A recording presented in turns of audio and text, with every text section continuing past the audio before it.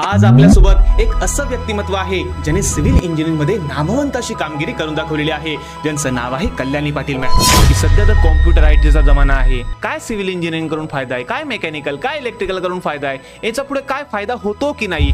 10वीला आपल्याला तेवढी क्लॅरिटी नसते गोष्टींची की आपल्याला डिप्लोमा करायचं आहे, 11वी 12वी करायचं आहे. आपण करतो काय ना, आपले मित्र जिकडे चालले तिकडे आपल्याला जायचं. तर मी जेव्हा 10वीत होते तेव्हा माझी एक गोष्टीची क्लॅरिटी होती की मला गव्हर्नमेंट जॉब करायचा आहे. अभ्यास केलं, यश मिळेल. यश मिळालं, लोक ओळखायला लागतील, तुम्हाला रिस्पेक्ट मिळायला लागतं तुमच्या क्लासमेट्सकडून म्हणा, तुमच्या टीचर्सकडून म्हणा. तर ती एक यशाची नशा चढत जाते तुम्हाला. की तुमचा डिप्लोमा पासून तर आता 3 गव्हर्नमेंट जॉब पर्यंत हा सक्सेसफुल प्रवास, याबद्दल थोडं 2 शब्द सांगा. ड्रीम्स किती असू दे, पण ते सत्यात उतरवण्यासाठीची मेहनत आणि सगळे सर्कमस्टन्सेस आणि लक, ओके, हे महत्त्वाचं आहे. मी दर 15-15 मिनिटांनी गोळ्या घेऊन पेपर दिला होता. फर्स्ट राऊंडमध्ये COEP अलॉट झालं होतं आणि आय वॉज ऑन क्लाउड. सर्वच विद्यार्थ्यांना COEP मध्ये प्लेसमेंट मिळतं की नाही? जसं आपण म्हणतो, स्वप्न सत्यात उतरली की माणूस रिलॅक्स होतो. एक रॉयल लाईफ जी म्हणता ना आपण, ती 100% तुम्हाला गव्हर्नमेंट जॉब नंतर मिळणार आहे. डिप्लोमाला आणि डिग्रीला असताना कधी तुम्ही कॉमन ऑफ वगैरे केलेलं आहे का, किंवा बंक वगैरे मारलेले आहे का? पण खरंच कॉलेज सुद्धा आपल्या करिअरबद्दल किंवा आपल्या भविष्याबद्दल खरंच मॅटर करतं. कारण ते कितपत की विद्यार्थ्यांनी डिप्लोमाला असताना किंवा इंजिनिअरिंगला असताना असे कोणते कोर्सेस करायला पाहिजे की जेणेकरून सिव्हिल डिप्लोमा झाल्यानंतर किंवा सिव्हिल इंजिनिअरिंग झाल्यानंतर त्यांना प्रायव्हेट सेक्टरमध्ये स्कोप वगैरे राहील, तसे कोणकोणते कोर्सेस आहेत? ते पहिलं फेल्युअर होतं माझं लाईफमधलं, एवढं जे मला एकदम असं हार्डली हिट झालं होतं. त्याच्या आधी मी फेल्युअरच एक्सपिरियन्स केलेलं नव्हतं. कारण फेल्युअर ना तुम्हाला हंबल बनवतं. मला ते फेल्युअर म्हणजे आलं माझ्या वाट्याला, तर मला त्याने यशाची अजून किंमत करायला शिकवलं. तुमचा अभ्यास असो किंवा प्रयत्न असो कॉम्पिटेटिव्ह एक्झामसाठीचे, यू शुड बी कन्सिस्टंट. म्हणजे फेल्युअर्स येतील, पण त्यातून उठून उभं राहायचं आणि परत प्रयत्न सुरू करायचे. सो कन्सिस्टंट राहा. कन्सिस्टंटली जर तुम्ही करत गेलात ना गोष्टी, तर मिळतात म्हणजे मिळतात गोष्टी, ओके, बट थांबायचं नाही. नमस्कार, मी विनीत सर स्वागत करतो आपल्या सर्वांच्या युट्यूब चॅनलवर. तर बघा विद्यार्थी मित्रांनो, आज आपल्यासोबत एक असं व्यक्तिमत्व आहे ज्याने सिव्हिल इंजिनिअरिंग मध्ये नामवंत अशी कामगिरी करून दाखवलेली आहे, ज्यांचं नाव आहे कल्याणी पाटील मॅम. आता बघा, त्याबद्दल 2 शब्द तुम्हाला सांगतो. बघा, 3 गव्हर्नमेंट जॉब एवढ्या कमी वयात त्यांनी क्रॅक केलेल्या आहे. आता कोणकोणत्या? सर्वात पहिले PWD डिपार्टमेंटमध्ये, त्यानंतर जर MPSC थ्रू जर बघितलं तुम्ही तर त्यामध्ये WRD डिपार्टमेंटमध्ये, आणि त्यानंतर नगर परिषदच्या अभियंता या पदावर ते सध्या आता कार्यरत आहे. 3 पोस्ट हातात आहे. तर बघा, असे एक व्यक्तिमत्व आपल्याला लाभलेले आहे, तर त्यांचे स्वागत करूया. Most welcome Kalyani ma'am.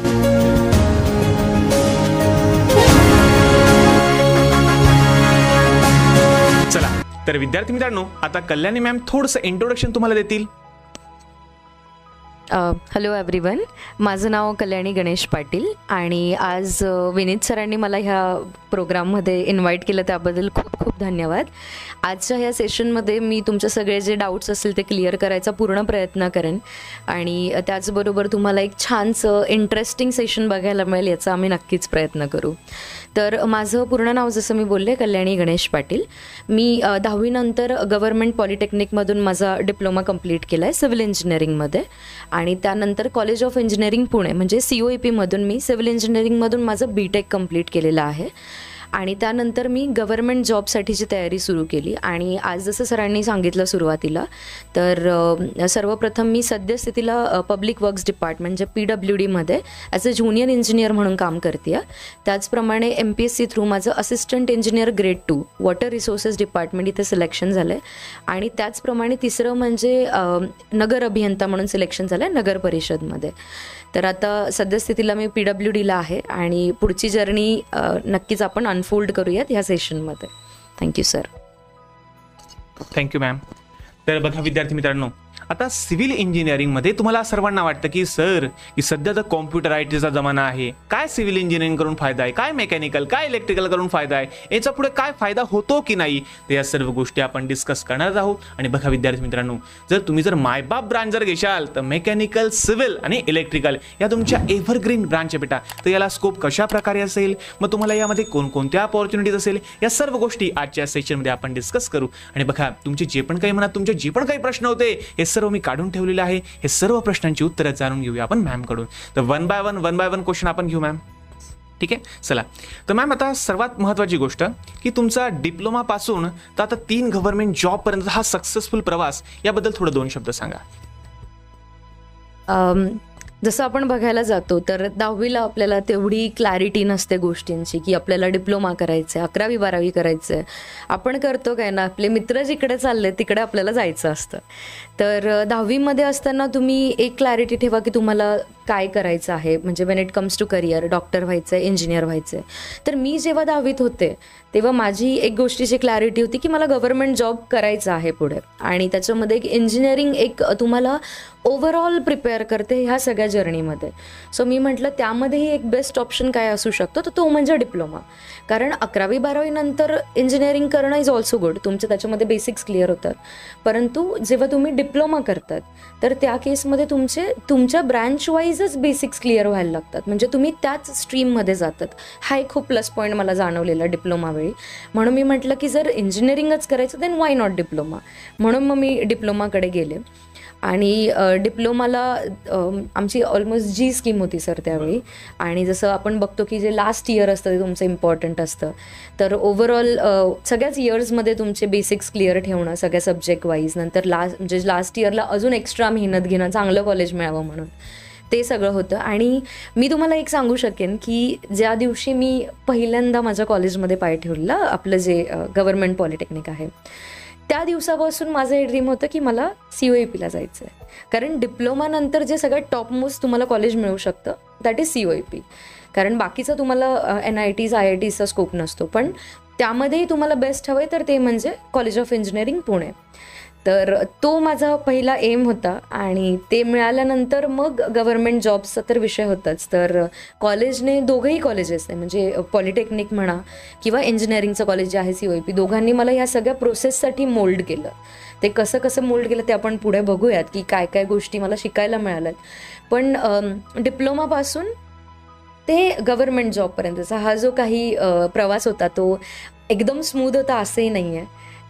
I say that was a roller coaster ride. म्हणजे कधी अप्स होते, कधी डाऊन्स होते, आणि कदाचित तशीच जर्नी जी असते ती जास्त आनंददायी असते असं मी म्हणेल. कारण खूप स्मूथली मिळालं की मे बी आपल्याला गोष्टींची किंमत राहत नाही, ती कष्टानंतर मिळालं की त्याची किंमत अजून वाढते. तर हे सगळे एक्सपिरियन्सेस आपण बघूयातच, पण मी म्हणेल की तो एक रोलर कोस्टर राईड होती आणि आनंददायी होता प्रवास जो होता तो. Thank you sir. Thank you ma'am. तर बघा विद्यार्थी मित्रांनो, जे सर्वांचं स्वप्न असतं ते म्हणजे COEP कॉलेज. कारण डिप्लोमावाल्यांना तुम्हाला माहिती आहे की आपल्यासाठी IIT NIT VIT दरवाजे तर बंद आहे. का बरं? कारण त्याला लागते एंट्रन्स एक्झाम, बरोबर आहे. आणि डिप्लोमानंतर तर कोणते एंट्रन्स एक्झाम नसते, बरोबर आहे. तर आपल्याला डायरेक्ट सेकंड इयर इंजिनिअरिंगला जर समजा ॲडमिशन घ्यायचं असेल तर सर्वात मोठं, सर्वात मायबाप, सर्वात बेस्ट कॉलेज जर असेल तर ते म्हणजे COEP. कारण आम्ही ज्यावेळेस डिप्लोमाला होतो ना त्यावेळेस आम्ही काय करायचो माहिती का, की अभ्यास करताना ना समोर डेस्कच्या समोर असं COEP असं ब्रॉड अक्षरात आम्ही टाकून ठेवायचो. मॅम खरंच सांगतो तुम्हाला. तर एक असं वाटायचं की नाही यार आपल्याला सुद्धा COEP मिळालं पाहिजे. आता COEPचे कट ऑफ काय तुम्हाला सर्वांना माहिती असेल, नसेल तर पाहून घ्या, ठीक आहे ना, चेक करून घ्या, ठीक आहे ना. मग तुम्हाला समजेल की खरंच काय असतं COEP आणि काय असतं त्यांचा कट ऑफ, ठीक आहे. चला, तर आपण आता पुढच्या क्वेश्चनकडे जाऊया मॅम. की आता लहानपणी समजा तुमच्या शालेय वयामध्ये तुमच्या हॉबीज काय काय होत्या, तुम्हाला काय आवडायचं म्हणजे असं? सर्वप्रथम माझं जे शिक्षण आहे 10वीपर्यंतचं ते रावसाहेब रूपचंद विद्यालय RR विद्यालयात झालं आहे, सेमी इंग्लिश मिडियममधून. आणि हॉबीजबद्दल बोलायचं झालं तर मला वाचनाची आवड होती शाळेत असताना. आणि ती आवड अशा पद्धतीची होती की बऱ्याचदा ऑफ लेक्चर्स असतील किंवा बऱ्याचदा एखादं आवडतं लेक्चर असेल तेव्हासुद्धा मी लायब्ररीतच जाऊन बसायचे. आणि ह्या गोष्टीचा फायदा कुठेतरी खूप झाला आहे. म्हणजे हे मान्य आहे की 10वी नंतर जरा वाचन कमी झालं, कारण टेक्निकल जे सगळं नॉलेज आलं, नंतर इंजिनिअरिंगला गेलो, तिथे सगळ्या बाकीच्या गोष्टी, वाचन काळानुरूप थोडंसं कमी झालं, पण त्याची आवड मात्र आहे आणि तेव्हा मात्र खूप होती. आणि आता जॉबनंतर जेव्हा थोडा स्ट्रेस रिलीज झाला तर तेव्हा मी परत सगळे सुरू केलं आहे. पण आवड माझी सगळ्यात मोठी होती ती म्हणजे वाचन, आणि दुसरं म्हणजे मला अभ्यासाचीच आवड होती. कारण ह्याचं कारण मी तुम्हाला सांगते विद्यार्थी मित्रांनो, कसं असतं ना की अभ्यास केला की यश मिळतं, बरोबर. नॅचरली आपण खूप पुढे न जाता आपण जरा शाळेपासूनचा विचार करूयात. अभ्यास केलं यश मिळेल, यश मिळालं लोक ओळखायला लागतील, तुम्हाला रिस्पेक्ट मिळायला लागतं तुमच्या क्लासमेट्सकडून म्हणा, तुमच्या टीचर्सकडून म्हणा. तर ती एक यशाची ना नशा चढत जाते तुम्हाला. जसं तुम्ही पुढे जातात ना त्यामुळे शाळेतलं यश म्हणा, डिप्लोमा म्हणा, डिग्री म्हणा, ती एक सवय लागते आणि ती चांगल्या प्रकारची नशा आहे असं म्हणायला हरकत नाही, राईट. यशाची नशा ही असावीच माणसाला. त्यामुळे मला आवडच होती अभ्यासाची आणि दुसरं म्हणजे वाचनाची खूप आवड होती. तर ह्या दोघं गोष्टींमुळे, वाचनाच्या आवडीमुळे मला पुढे खूप त्याचा फायदा झाला. जसं मी MPSC दिली, तर MPSCमध्ये 3 टप्पे जे असतात, एक प्रिलिम्स असते, मेन्स असते आणि इंटरव्ह्यू असतो त्याच्यामध्ये.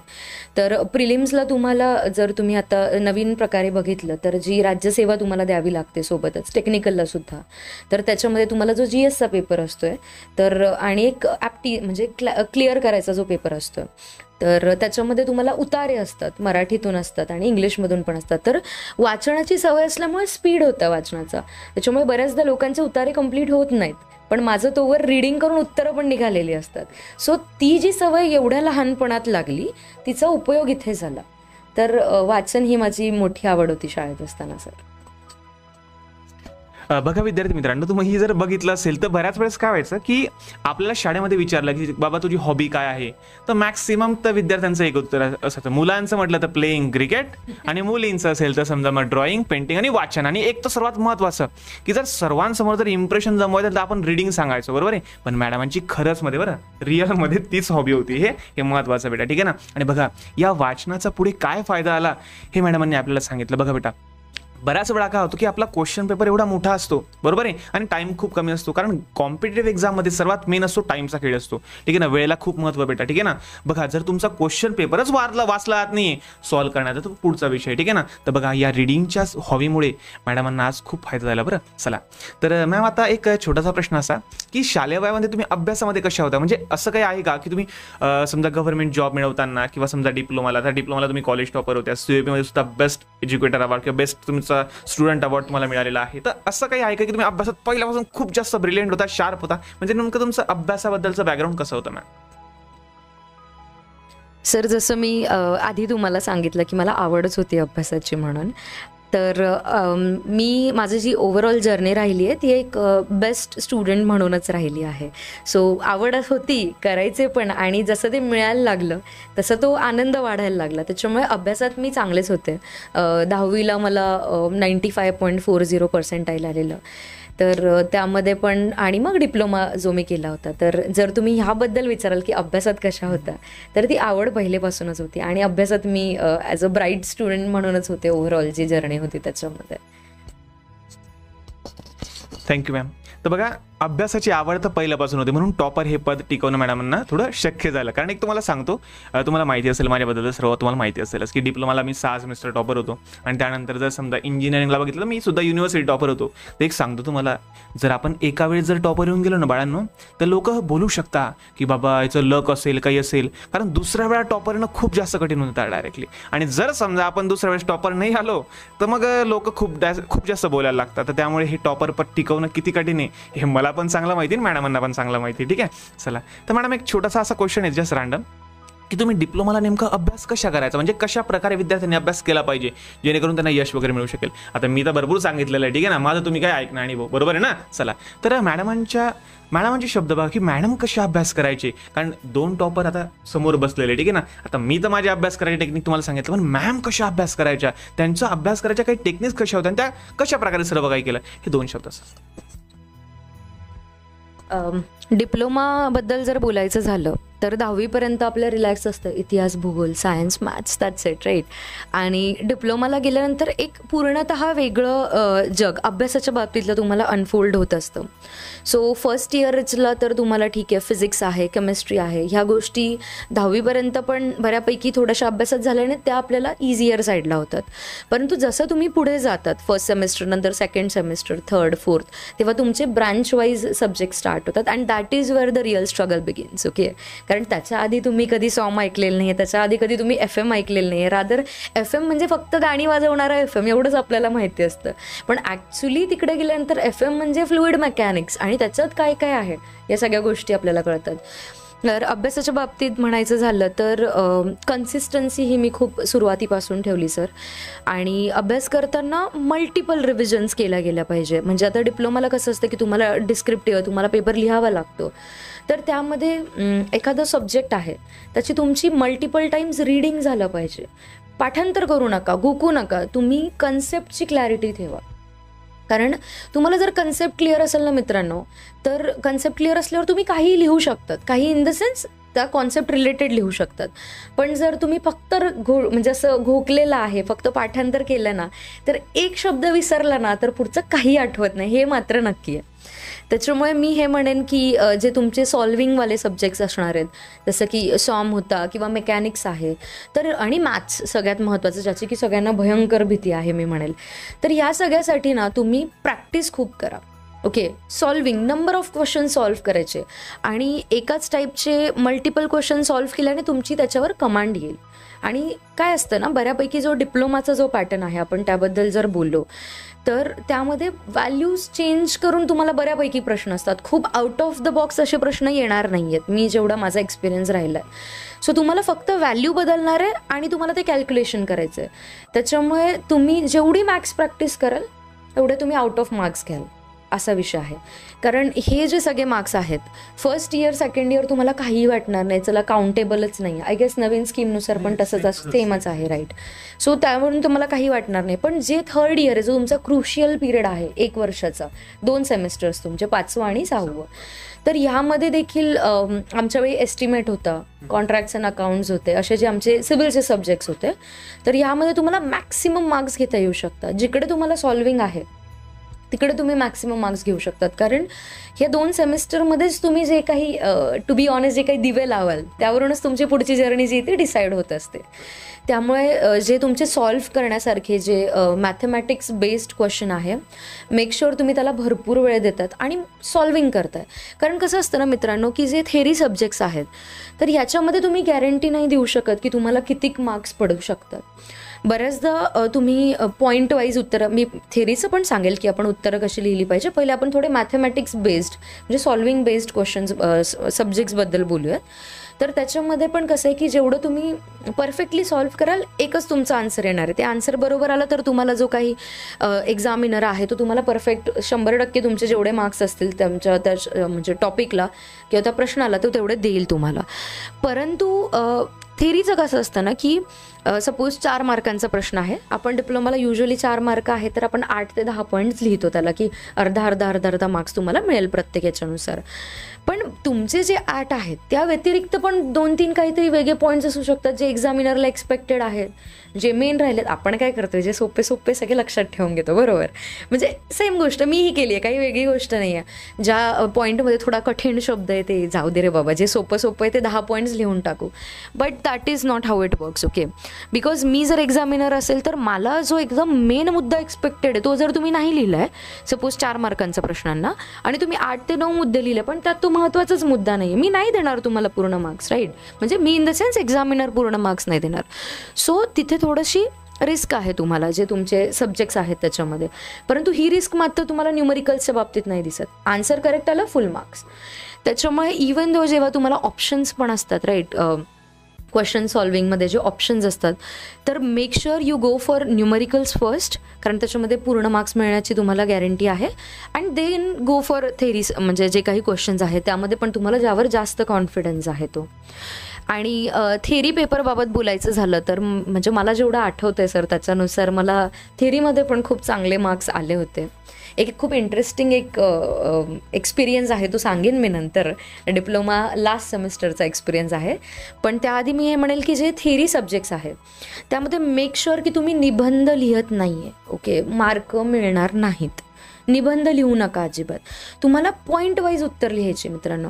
का म्हणून तुम्हाला सांगते की आत्ता डिप्लोमा तुम्हाला खूप छोटा वाटतोय, पण हीच गोष्ट जर तुम्ही पुढे जाऊन MPSC देणार असाल तर नुकतंच 2023 पासून सर डिस्क्रिप्टिव्ह झाली आहे MPSC. आतापर्यंतची ऑब्जेक्टिव्ह होती 10 वर्ष, 10 वर्षानंतर पॅटर्न बदलला आहे. तर तुम्हाला डिस्क्रिप्टिव्ह लिहायचं आणि तिथे जेवढं तुम्ही निबंध लिहाल तेवढे कमी मार्क्स मिळतील, हेही लक्षात घ्या.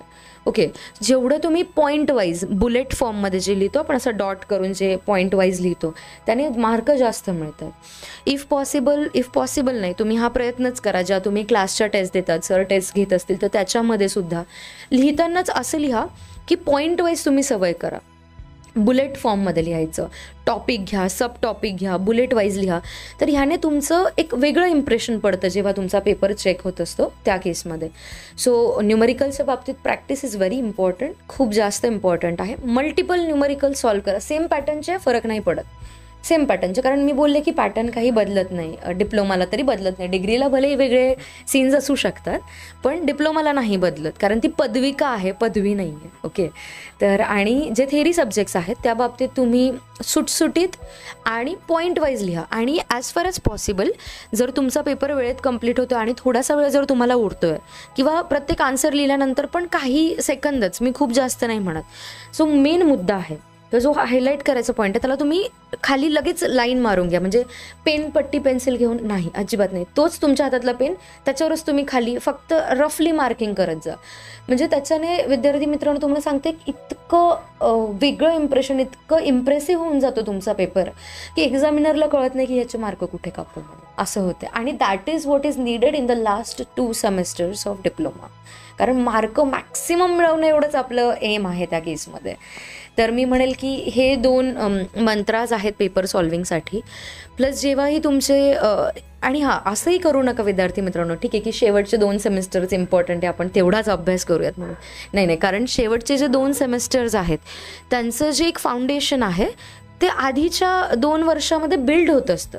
तुम्हाला जर 2 वर्षात अभ्यास करायचीच नीट सवय नाही आहे, पेपर लिहायची सवय नाही, काहीतरी करायचं तुम्ही पासिंग केलं आहे, तर तुम्हाला त्या केसमध्ये 3rd इयरला खूप रिझल्ट तुम्ही एक्सपेक्ट करू नका. म्हणजे हे खूप लोक करतात सर, ठीक आहे की पहिल्या 2 वर्ष खूप मजा करूयात आणि लास्ट इयरला अभ्यास करूयात. आणि एखाद्याला ते मे बी जमूनही जाईल, पण सगळ्यांनाच जमेल असंही नाही आहे बरं का विद्यार्थी मित्रांनो. त्याच्यामुळे अभ्यास पहिल्या वर्षापासून एकदम जेन्युइन राहा अभ्यासाबाबतीत आणि ऑनेस्टली अभ्यास करा. कारण ते ऑनेस्टली केल्यानंतर तुम्हाला 100% तुमचे जे एफर्ट्स आहेत ते रिवॉर्ड होतील आणि तुम्हाला छान असं कॉलेज मिळेल. मी म्हणेल COEP सुद्धा काही दूर नाही जर तुमचे एफर्ट्स ऑनेस्ट असतील तर. Yes sir. Thank you ma'am. तर बघा विद्यार्थ्यांनो, तुम्हाला सांगितलं की पेपर कसा लिहावा, का म्हणजे अभ्यास कसा करावा हे सुद्धा मॅडमांनी तुम्हाला सांगून दिलेलं आहे, ठीक आहे ना. बघा याच्यावर तुम्ही डिटेल व्हिडिओ बनवलेला आहे, तो सुद्धा तुम्ही बघू शकता. अरे पण बघा मेन मुद्दा काय सांगितला मॅमने की बघा जर तुम्ही पेपर लिहिताय तर जो पेपर चेकर आहे त्याच्या पॉईंट ऑफ व्ह्यूने तुम्ही विचार करायला पाहिजे की त्याला काय लागतंय, त्याला कोणते पॉईंट्स एक्सपेक्ट आहे ते सुद्धा तुम्ही मांडले पाहिजे. आणि पॉईंटच्या फॉर्ममध्ये लिहा, हे खूप महत्त्वाचं आहे. नाही चालल्या पेजवर नुसते डायग्राम काढा आणि पेजवर असं नका करा बरं, पहिले सांगतोय, ठीक आहे. कारण या गोष्टी तुम्हाला त्रासदायक ठरू शकता बेटा, ठीक आहे ना. चला, तर मॅम एक छोटासा असा एक क्वेश्चन आहे की ज्यावेळेस तुम्हाला COEP कॉलेज मिळालं, बरोबर आहे का, ते ड्रीम कॉलेज आहे, तर तुमच्या फिलिंग्स काय होतं? तुम्हाला असं काय वाटलं की चला बाबा की COEP कॉलेज मिळालं, तर तुमच्या फिलिंग्स त्यावेळेस कशा होत्या? तुम्हाला काय वाटलं त्यावेळेस? ॲक्च्युली मला आठवतं आहे सर, मी जसं आता मागे थोड्या वेळापूर्वी बोलले की मी एक एक्सपिरियन्स शेअर करू इच्छिते म्हणून. तर तो एक्सपिरियन्स असा होता सर की last 2 semesters, okay. So 5th semester व्यवस्थित होतं, छान झालं. मला ऑलमोस्ट काहीतरी 93% आलं होतं 5th सेमिस्टरमध्ये. आणि जे आपलं 6वं सेमिस्टर होतं, 6th सेमिस्टर, त्याच्यामध्ये सर मला आता एक्झॅक्टली डेट नाही आठवते, पण एक 10-12 दिवस आपली एक्झाम चालते, जी काही असेल 2-2, 3-3 दिवसाच्या गॅपने, आणि महिनाभर आपल्याला PLs असतात. तर एव्हरीथिंग वॉज गोईंग फाईन. आणि माझा पेपर बऱ्यापैकी काहीतरी एक 17 तारखेला असेल, आता मला एक्झॅक्टली डेट नाही आठवत, पण सपोज 17 तारखेला असेल. तर 17 तारखेला मी पहिला पेपर दिला शेवटच्या सेमिस्टरचं, जे अतिशय महत्त्वाचं, ज्याच्यावरून माझी ठरणार आहे की पुढे ॲडमिशन कुठे होणार आहे, ठीक आहे. ड्रीम्स किती असू दे, पण ते सत्यात उतरवण्यासाठीची मेहनत आणि सगळे सर्कमस्टन्सेस आणि लक, ओके, हे महत्त्वाचं आहे. सो 17 तारखेचा मी पेपर दिला. आणि ही गोष्ट खूप कमी लोकांना, माझ्या जवळच्या लोकांनाच माहिती आहे. 17 तारखेला मी पेपर दिला आणि मला भयंकर असा ताप आला सर पेपर दिल्यानंतर, म्हणजे ऑलमोस्ट 100 डिग्री फॅरनहाईटच्या वर ताप. आणि पेपर संपणार होते 28-29 तारखेपर्यंत, महिना अखेरपर्यंत चालणार होते, की 10-15 दिवस पेपर आपले जे चालतात युजली. आणि सर तेवढे 15 दिवस एव्हरी सिंगल डे मला सेम अमाऊंट ऑफ फीवर होता. ताप माझा उतरला नव्हता अजिबात. म्हणजे ही जी एवढं फिजिकल चॅलेंज होतं, मी लिटरली पेपरच्या आधी मेडिसिन्स घे, नंतर आपण जी काय म्हणतो ना आपण त्याला इंजेक्शन्स घे, नंतर आपण काय सलाईन्स घे, हे करून करून मी माझे 6th सेमिस्टरचे पेपर्स दिले.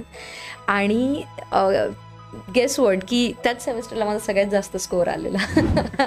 कारण माझे एफर्ट्स, कारण तेवढ्या तापातही, तेवढ्या आजारी असतानाही मी पुस्तक धरून बसत होते की नाही, मला हे करायचंच आहे. आणि शेवटच्या पेपरपर्यंत इतकी कठीण परिस्थिती झाली की मी आईला म्हणलं, अगं आई, मला ना रात्री काही जमत नाही अभ्यास, मी सकाळी 4 वाजता उठून अभ्यास करेन. आणि मी सकाळी उठले 4 वाजता, एक 15 मिनटं बसले ना, वॉज लाईक, आई होतच नाही अभ्यास म्हणून. तर मी झोपले, तर मी इतकी स्तब्ध झोपले सर, की माझ्या आईला भीती वाटली की ही काय झालं म्हणून हिला म्हणून. तर सकाळी सकाळी डॉक्टर्सला बोलवलं, त्यांनी मेडिसिन दिली मला. आणि SWMचा पेपर होता, सॉलिड वेस्ट मॅनेजमेंटचा शेवटचा पेपर आमचा. तर आपल्या वेळी एक्झाम्सला तर कोणालाही अलाउड नसतं, पण स्पेशल परमिशन घेऊन आई बाहेर बसलेली. मी दर 15-15 मिनिटांनी गोळ्या घेऊन पेपर दिला होता.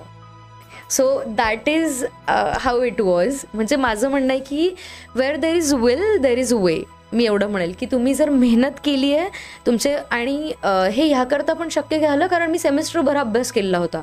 तेवढ्या 10 दिवसावर मी अवलंबून नव्हते. तेवढ्या 10 दिवसावर अवलंबून असते तर मे बी मी आज इथे बसलेच नसते, मी असं म्हणेल. तर एवढी ती कठीण परिस्थिती होती माझ्यासाठी. तो सगळ्यात भयंकर पिरियड होता. आधी झालं असतं काही वाटलं नसतं. हे इम्पॉर्टंट सेमिस्टर होतं आणि त्यातच असं काहीतरी घडलं. पण माझी मेहनत जी होती त्यालाही देवाची हे असणार आहे मे बी की नाही नाही बाबा तू मेहनत केली आहेस. आणि त्याच सेमिस्टरला मला 95.75% आले आहेत सर, जे सगळ्यात जास्त होते ओव्हरऑल याच्यामध्ये sir.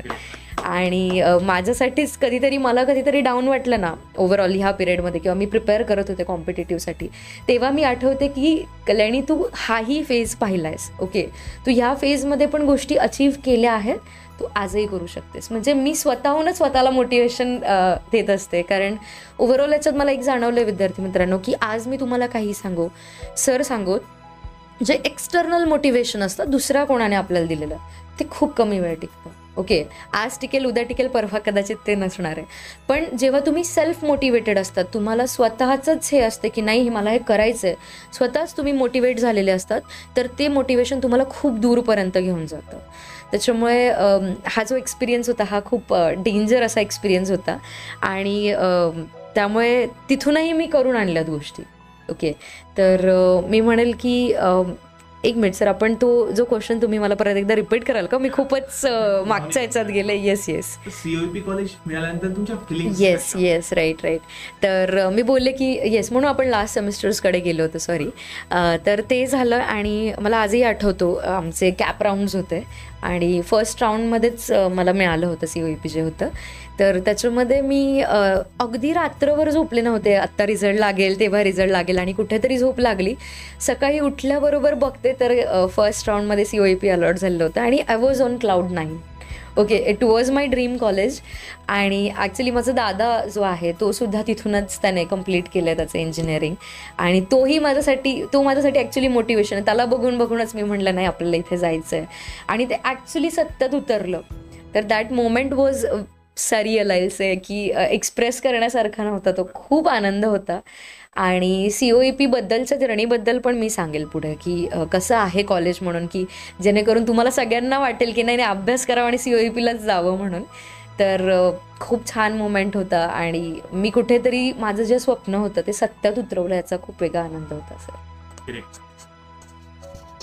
Thank you so much ma'am. तर बघा बेटा, कारण आता म्हणजे बोलायला पण येणार, डायरेक्ट अंगाला काटे येऊन गेले डायरेक्टली. मी खरंच सांगतो तुम्हाला डायरेक्ट, कारण अरे सिम्पलची गोष्ट आहे. अरे ज्या क्षणाला आता आमचं तर तसंच होतं की एक्झामच्या टायमाला आम्ही अभ्यास करतो खास करून.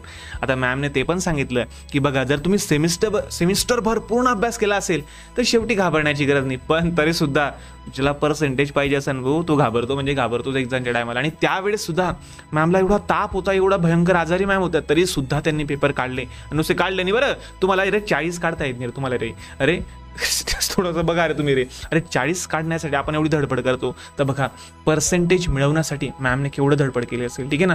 तर बघा खरंच दिलचं सल्यूट आहे मॅम तुम्हाला डायरेक्टली, कारण मजाक नाही बाबा ते, कारण आता हे तर मला पण माहिती नव्हतं, आता जस्ट सर्व गोष्टी समजल्या तर खूप छान वाटलं. तर मॅम आता अजून एक क्वेश्चन असा आहे की COEP कॉलेजबद्दल थोडं 2 शब्द सांगा. आणि खरंच सर्वच विद्यार्थ्यांना COEP मध्ये प्लेसमेंट मिळतं की नाही? कारण विद्यार्थ्यांना वाटतं की COEP मध्ये गेला आपण तर झालं, आपलं सर्व काम आपलं झालेलं आहे, आता मी तर डायरेक्टली करोडोचं पॅकेज घेऊनच येणार आहे असं वाटतं. तर प्लेसमेंट बद्दल पण थोडं सांगा आणि काय कॉलेजबद्दल थोडी तुमची जर्नी सांगा. जसं मी सांगितलं की आपण पहिले कॉलेजबद्दल बोलूया की COEP जे आहे कॉलेज ऑफ इंजिनिअरिंग पुणे, तर मी सेकंड इयरला, आपण जे डिप्लोमा स्टुडंट्स असतो सेकंड इयरला आपली कॉलेजला ॲडमिशन होत असते. तर तुम्हाला सांगते विद्यार्थी मित्रांनो, COEPला ना अजून एक नाव आहे, ठीक आहे. So it is not only college of engineering Pune, it is college of everything Pune. Okay, college of everything Pune असं पण COEPला म्हणत असतात. तर आणि हे असं का म्हणतात, तर COEP जे आहे ॲकॅडमिकली तुम्हाला प्रोफेसर्स जे आहेत, PhD आहेत किंवा खूप म्हणजे खूप उत्तमरित्या शिकवणारे प्रोफेसर्स आहेत. पण त्या पलीकडे सुद्धा जे बाकी कॉलेजेसमध्ये नाही ते COEPमध्ये आहे. ते म्हणजे COEPमध्ये ना मल्टिपल क्लब्स आहेत. ओके, सो क्लब म्हणजे काय असते सर, की क्लब म्हणजे वेगवेगळ्या तुमचे जे काही हॉबीज आहेत, तुमचे जे काही सुप्त गुण आहेत, त्यांना वाव देण्यासाठी वेगवेगळे क्लब्स आहेत. मग त्याच्यामध्ये आणि फेस्ट असतात. ओके, सो क्लब्समध्ये एक स्पंदन नावाचा क्लब आहे. तुम्हाला सोशल सर्व्हिसची खूप आवड असेल तर तुम्ही स्पंदनमध्ये जाऊ शकतात. नंतर बोट क्लब आहे, कॉलेजच्या बॅकसाईडला जी नदी आहे तर तिकडे कयाकिंग म्हणा, शेल गेम्स, असा एक रेगाटा म्हणून आमच्या कॉलेजचा एक इव्हेंट आहे. तर त्याच्यामध्ये बोट क्लब जे आहे तर त्याच्या थ्रू तो अरेंज केलेला इव्हेंट असतो आहे. तर ज्या आपण म्हणतो ना बोट्स असतात त्याच्यामध्ये कयाकिंग करणं किंवा कायक्स ज्या असतात त्या यूज करून. नंतर म्हणजे ऑलमोस्ट 30+ क्लब्स आहेत कॉलेजला. एक ANC म्हणून क्लब आहे, आर्ट्स अँड क्राफ्ट्स म्हणून. तर लोक इतकी अप्रतिम चित्र काढतात की मला पहिले विश्वास झालेला नव्हता. जेव्हा मी सेकंड इयरला गेले, आमचं जे गॅदरिंग असतं त्यावेळी एक्झिबिशन भरतं, भले भले आर्टिस्ट काय काढतील असे चित्र मुलांनी काढले होते सर. म्हणजे मी अवाक झालेले बघून, इतकं सुंदर. आणि ड्रामा क्लब आहे, तुम्हाला ड्रामाची आवड असेल तर तुमच्यातला एक ॲक्टर जागा करून सोडतात ते. नंतर डान्स क्लब आहे, तुम्हाला डान्सची आवड असेल तर असे. आणि ॲस्ट्रॉनॉमीची तुम्हाला आवड असेल तर ती ॲस्ट्रॉनॉमी पण क्लब आहे, कारण आमच्या कॉलेजने एक स्वयं म्हणून सॅटेलाईटसुद्धा सोडला होता सर. येस, सो म्हणजे इतके क्लब्स आहेत. म्हणजे तुमची जी पर्सनॅलिटी आहे, पर्सनॅलिटी डेव्हलपमेंट क्लबसुद्धा आहे त्यामध्ये. सो हे वेगवेगळे क्लब्स आहेत. नंतर एखाद्याला जर डिबेट क्लब आहे, अतिशय गाजलेलं असं क्लब आहे आमच्या कॉलेजचं, कारण तिथून जो तयार होतो तो वक्ता असं म्हणायला हरकत नाही. कारण मी जसं माझ्या दादाबद्दल बोलले, तो डिबेट क्लबचा सेक्रेटरी होता आणि त्याचं इतकं प्रभुत्व आहे बोलण्यावर. तर अनफॉर्च्युनेटली मी जॉईन नाही करू शकले, जरा भीती वाटायची ना सेकंड इयरलाच असं म्हणून थोडंसं. पण डिबेट क्लब खूप एक छान गाजलेलं असं क्लब आहे आमच्या कॉलेजचं. सो म्हणजे नुसता अभ्यास नाही विद्यार्थी मित्रांनो, कारण कसं असतं आपण कॉलेजला जातो तेवढेच लेक्चर्स करा, टवाळक्या करा असं नाही. कॉलेजला तुम्हाला इतक्या गोष्टी आहेत करायला की तुम्हाला वेळच नाही मिळणार असं आहे सर तिथे. ओके, आणि मोस्ट इम्पॉर्टंटली ना कॉलेजमध्ये हे क्लब्स झालेत, त्याचबरोबर फ्लॅगशिप इव्हेंट्स असतात. सो फ्लॅगशिप इव्हेंट्स म्हणजे त्याच्यामध्ये एक टेक्निकल इव्हेंट म्हणजे टेक्निकल फेस्ट म्हणतो आम्ही त्याला, फेस्टिवल. तर तो असतो माइंड स्पार्क म्हणून.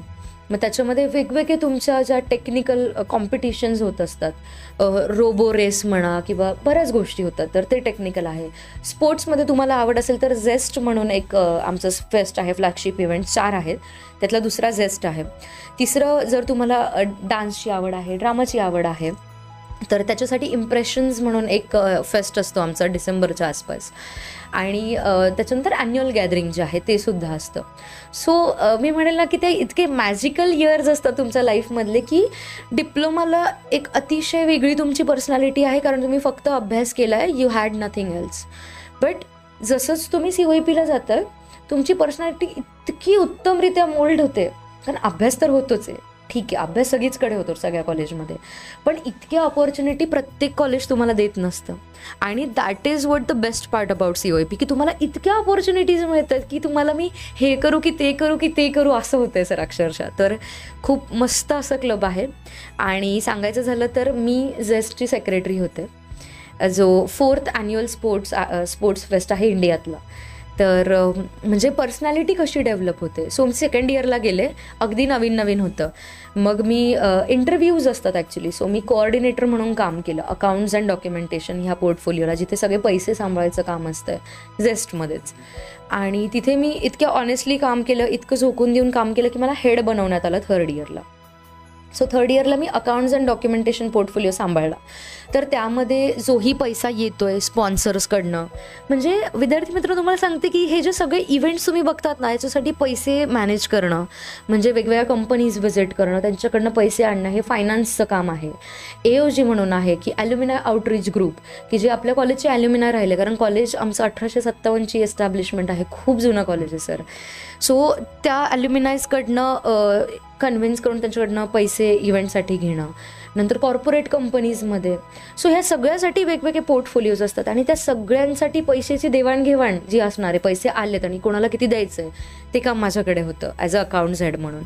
आणि तिथेही खूप जास्त चांगला परफॉर्मन्स दिल्यामुळे आणि तिथे मी माझ्या अंडर एक 10 ते 15 लोकांची टीम होती जे माझ्या अंडर ॲज अ कोऑर्डिनेटर म्हणून काम करत होते. So that is where journey for the leader begin. Okay, एक लीडर कसा असावा, कारण तुम्ही जर गव्हर्नमेंटमध्ये जाता तर तुम्हाला लिडरशिप जमली पाहिजे. सो तिथून ते सुरू झालं आणि त्याच्यानंतर 4th इयरला मी सेक्रेटरी झाले. So that whole fest was under my control.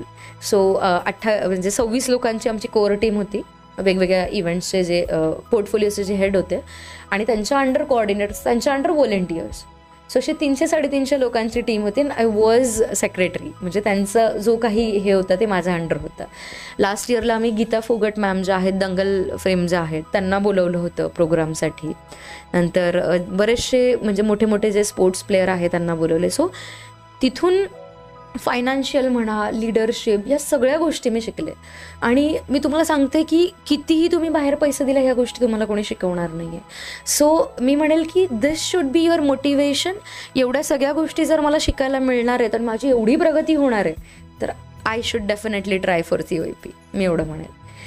आणि प्लेसमेंटबद्दलचा जो आपला पुढचा मुद्दा होता सर, तर आपण सगळ्याच ब्रांचेसबद्दल जर बोललो तर CSIT जे आहे, कम्प्युटर फील्ड जे आहे तुमचं, जे सॉफ्टवेअरकडची लोकं आहे त्यांना ऑलमोस्ट जेवढ्या लोकांना हवी आहे सगळ्यांना प्लेसमेंट आहे, मी असं म्हणेल. म्हणजे माझ्या वेळेसपर्यंत तरी हा सीन होता. थोडं कोविडमध्ये गोष्टी इकडे तिकडे झाल्या कारण ओव्हरऑलच ग्लोबल सिनारिओ होता. बट देन अगेन ऑलमोस्ट जी लोकं आहेत त्यांना प्लेसमेंट जी आहे ती मिळून जाते sir. Okay, so that is a very plus point. जर तुम्ही सिव्हिलबद्दल बोललात, मेकॅनिकल, सिव्हिल ज्या कोअर ब्रांचेस आहेत, इलेक्ट्रिकल, याच्यामध्ये कसं असतं ना, सगळ्याच लोकांना प्रायव्हेट जॉब नको असतो. Okay, so I was one of them. Okay, माझा पॉइंटर चांगला होता, म्हणजे खूप साऱ्या बाकीच्या गोष्टी पण होत्या extra curricular, but I wasn't really into private sector. मला नव्हतं जायचं. तर माझं गव्हर्नमेंट आधीपासूनच फिक्स होतं. पण माझ्यासोबतची जी लोकं होती ज्यांना इच्छा होती की नाही आपण प्रायव्हेटमध्ये करायला पाहिजे, सगळ्यांना प्लेसमेंट मिळाली ऑलमोस्ट. त्याच्यामुळे that is the best part. जर तुम्ही ते बघतायत तर तेही तुम्हाला मिळणार आहे, मी हे म्हणेल. त्यामुळे तसं घेऊ नका टेन्शन काही, प्लेसमेंट मिळेल आणि खूप सारी एन्जॉयमेंट असणार आहे, खूप सारं शिकायला मिळणार, हे मोटिवेशन ठेवा and just go for it. तुम्ही जर विलिंग असाल ना, if you are willing you can move mountains, मी एवढं म्हणेल. तुम्ही पर्वत हलवू शकतात, म्हणजे मेटाफरिकली स्पीकिंग, पण तुम्ही काहीही करू शकतात. फक्त तुमच्यामध्ये ते करण्याची इच्छा असायला हवी, बाकी काही नाही. थँक्यू सो मच मॅम, खूप जबरदस्त असं उत्तर दिलेलं आहे. बघा, तर COAPमध्ये एवढं काही होतं हे आज आपल्याला माहिती पडलं आहे, बरोबर आहे. म्हणजे बघा, अभ्यास तर होतो 100% सत्य, कारण ते जर टॉप कॉलेज असेल तर अभ्यासाबद्दल तर काय पर्यायच नाही आहे. पण या व्यतिरिक्त सुद्धा भरपूर साऱ्या अशा गोष्टी असतात की जे माणसाचे स्किल्स वाढवतात, एखाद्या व्यक्तीला त्याच्या व्यक्तिमत्वाची जाणीव करून देतात. हे खूप महत्त्वाची गोष्ट आहे आणि हे COAPबद्दल आज भरपूर नवीन गोष्टी आपल्याला समजल्या असेल. ठीक आहे, तर मॅम आता एक प्रश्न असा आहे की ज्यावेळेस तुम्हाला असं वाटलं की गव्हर्नमेंट जॉबची तुमची इच्छा होती, तर डिप्लोमापासूनच होती का इंजिनिअरिंगला आल्यानंतर आली? आणि जर समजा इच्छा होती तर त्याचा अभ्यास तुम्ही डिप्लोमापासून चालू केला होता, केव्हापासून सुरू केला होता? ॲक्च्युली माझं सुरुवातीपासून हे तर फिक्स होतं अगदी डिप्लोमापासून की आपल्याला गव्हर्नमेंट सेक्टरमध्ये जायचं आहे म्हणून. पण ऑनेस्टली स्पीकिंग मी डिप्लोमापासून म्हणजे डिप्लोमाचाच अभ्यास केला, कारण तेव्हा सरळ सेवा ज्या आपण म्हणतो, आता अगदी महत्त्वाचा मुद्दा आला विद्यार्थी मित्रांनो, लक्ष द्या या गोष्टीकडे. कारण सरळ सेवा ज्या असतात, सरळ सेवा भरते म्हणजे एक परीक्षा असणार आहे, ती दिली की तुमचं सिलेक्शन आहे. ओके, तर सरळ सेवेबद्दलची मला तेवढी माहिती अजिबात नव्हती डिप्लोमाला असेसपर्यंत. रादर डिग्री कंप्लीट झाल्यानंतर मला ते कळलं. पण माझं असं मत आहे, जर आज मला कळलं तर तुम्हाला ह्या क्षणाला ते कळणं फार गरजेचं आहे. तर इच्छा होती, पण म्हणजे इच्छा होती, आधीपासून ठरलेलं होतं, पण अभ्यास मात्र मी तेव्हा सुरू केलेला नव्हता, कारण आयडियाच अशी काही नव्हती. मला MPSC किंवा UPSCच करायचं होतं, पण मग ते तर डिग्री कंप्लीट केल्यानंतरच होतं, म्हणून फार काही विचार नव्हता. परंतु आत्ता मी सांगते विद्यार्थी मित्रांनो, इतकी गोल्डन अपॉर्च्युनिटी आली आहे. So I am really wishing की जी लोकं आता 3rd इयरला आहे त्यांच्यासाठी तर एकदमच गोल्डन पिरियड आहे, ज्यांचा आता ऑलमोस्ट कंप्लीट होईल 3rd इयर. तर सरळ सेवा म्हणून एक प्रकार असतो की एक सिंगल एक्झाम असणार आहे तुमची, कम्प्युटर बेस्ड एक्झाम असणार आहे. ती दिली की तुम्हाला डॉक्युमेंट व्हेरिफिकेशन केलं की सरळ जॉब आहे. तर सरळ सेवामध्ये आता जसं मी बोलले की मी PWD डिपार्टमेंटला काम करते ॲज अ ज्युनियर इंजिनियर. तर याच्यामधून तुमच्या 2 प्रकारच्या पोस्टिंग होऊ शकतात. एक तर ज्युनियर इंजिनियरमधून किंवा दुसरी म्हणजे एक सिव्हिल इंजिनिअरिंग असिस्टंट CEA म्हणून. ओके, सो ज्युनियर इंजिनियरची जी पोस्ट आहे तर ती तुम्हाला PWD डिपार्टमेंट, WRD, WCD आणि कितीतरी महानगरपालिकांमध्ये किंवा नगर परिषद, जिल्हा परिषद, इतका म्हणजे हे वर्ष तर मी म्हणेल ना, म्हणजे हे वर्ष इन द सेन्स की 23च्या अर्ध्या वर्षापासून म्हणजे हाफपासून इतक्या एक्झाम्स आहेत विद्यार्थी मित्रांनो की सोन्याचा आमचा गोल्डन पिरियड सुरू आहे मी असं म्हणेल. आणि तो असणार पण आहे कारण WRD डिपार्टमेंटच्या सुद्धा जागा येणार आहेत. आणि what is the best part is की सुरुवातीला आधी ह्या ज्या एक्झाम्स होत्या ते द्यायला फक्त डिप्लोमाधारक अलाउड होते की कमीत कमी तुमचा जो आहे तो डिप्लोमा झाला पाहिजे. 12th अलाउड नव्हतं, पण आता थोडेसे ते वाद आहेत. पण we are always in the safer zone. ज्या लोकांनी डिप्लोमा केला ते कायम सेफरमध्ये, किती तुमच्या केस चालू देत काही होऊ देत फरक नाही पडत. त्याच्यामुळे काही लोकांचं कसं असतं की थोड्याशा फायनान्शियल कंडिशन्स असतात, ते इंजिनिअरिंग कंप्लीट नाही करू शकत डिप्लोमानंतर, बरोबर.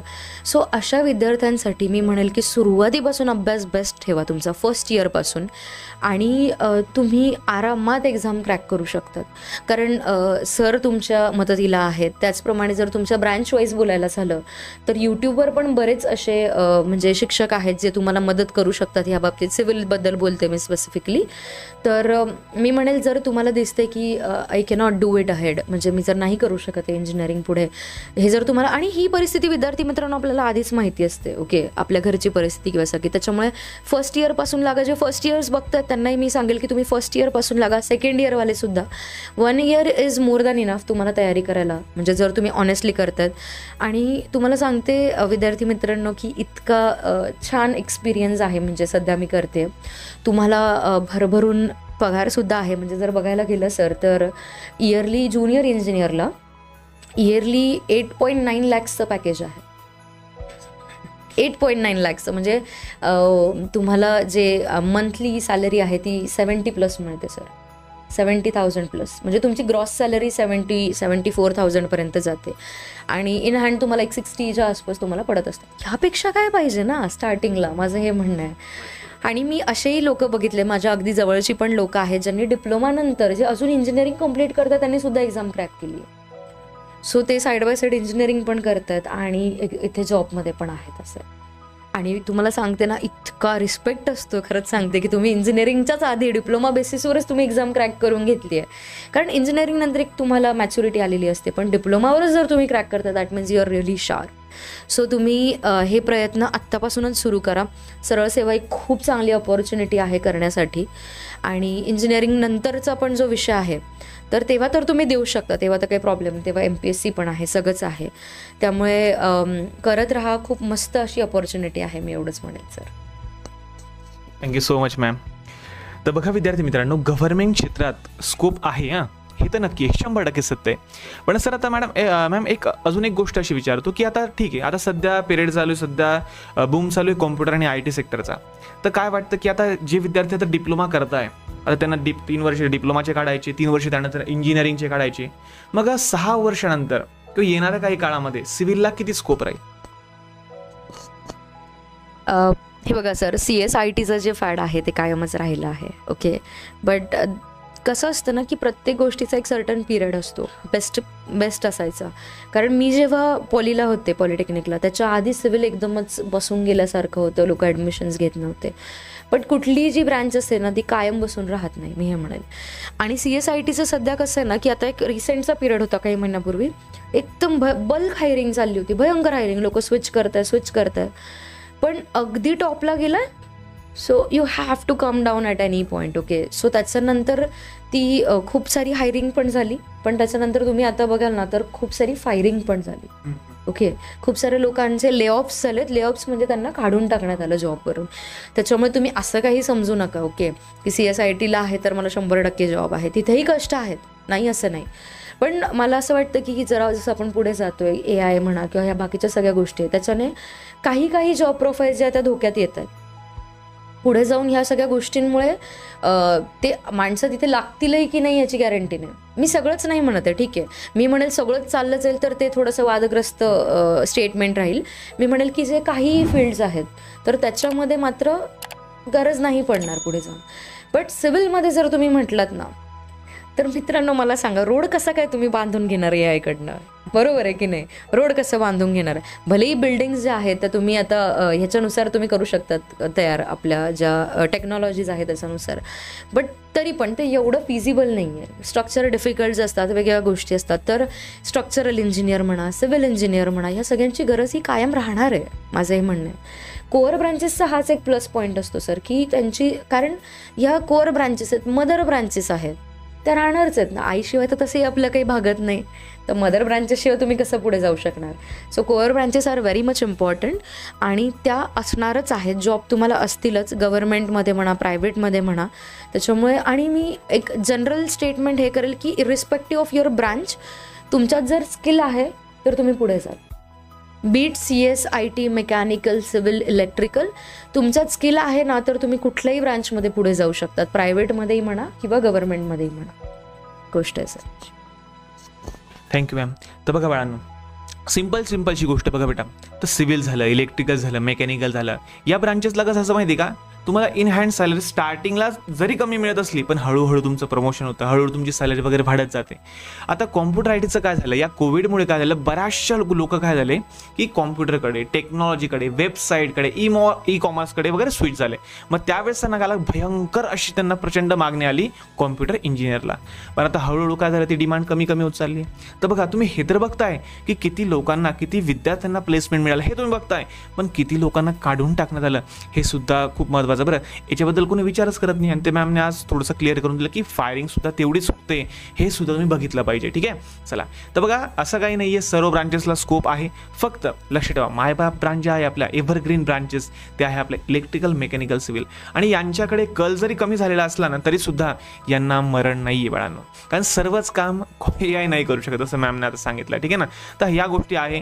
तर बघा, ज्यांना खरंच आवड असेल कॉम्प्युटर ITमध्ये त्यांनीच कॉम्प्युटर ITमध्ये जा, पण ज्यांना खरंच आवडतंय सिव्हिल आणि घेता आहे कॉम्प्युटर, का बरं, तर तिकडे पगार जास्त आहे. अरे पगार आयुष्यावर का पगार चाटणार आहे का तुम्ही रे?